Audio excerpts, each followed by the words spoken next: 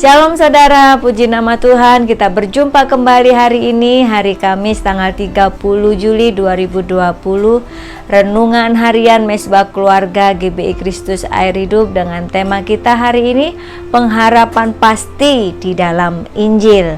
Pembacaan kita hari ini Kolose pasal 1 ayat 15 sampai 23 dan ayat emas kita di ayat 23. Sebab itu kamu harus bertekun dalam iman, tetap teguh dan tidak bergoncang, dan jangan mau digeser dari pengharapan Injil yang telah kamu dengar dan yang telah dikabarkan di seluruh alam di bawah langit.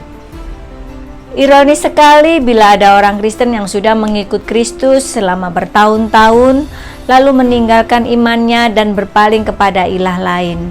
Mereka rela menukar Sang Juru Selamat dengan kemewahan, kemegahan, dan segala kesenangan dunia ini. Bukankah mereka sudah mengerti tentang pengharapan pasti yang terkandung di dalam Injil? Dan keselamatan tidak ada di dalam siapapun juga selain di dalam Dia. Sebab di bawah kolong langit ini tidak ada nama lain yang diberikan kepada manusia yang olehnya kita dapat diselamatkan.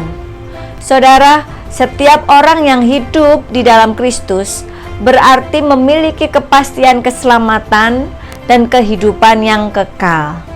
Pengharapan yang pasti tentang keselamatan kekal yang tertulis secara jelas di dalam Injil ini haruslah membuat kita semakin bersungguh-sungguh di dalam Tuhan, bukan malah meninggalkan Tuhan demi kesenangan dunia yang sesaat saja.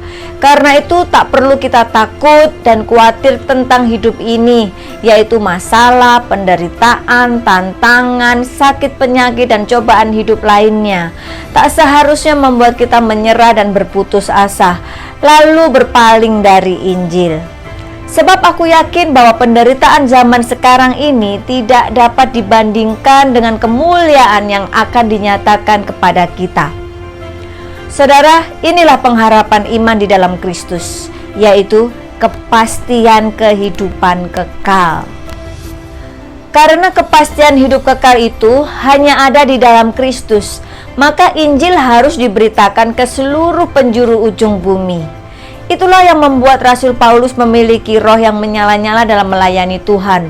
Ia juga tiada henti mendorong dan menyemangati Timotius untuk sepenuhnya dalam melayani Tuhan.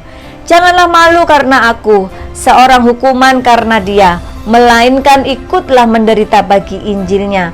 Dialah yang menyelamatkan kita dan memanggil kita dengan panggilan kudus.